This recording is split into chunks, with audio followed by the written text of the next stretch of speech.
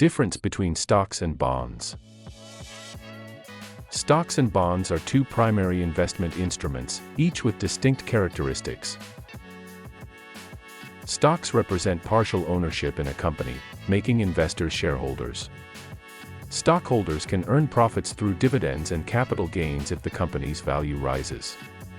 However, stocks come with higher risk, influenced by market volatility.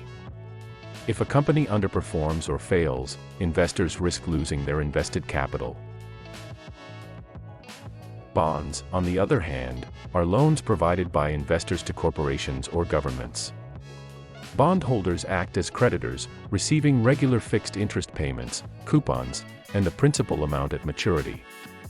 Bonds are typically safer than stocks, especially government bonds, which are considered highly secure and reliable.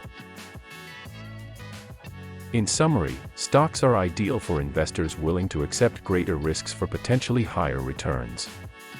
Bonds suit investors who prioritize financial stability and steady income.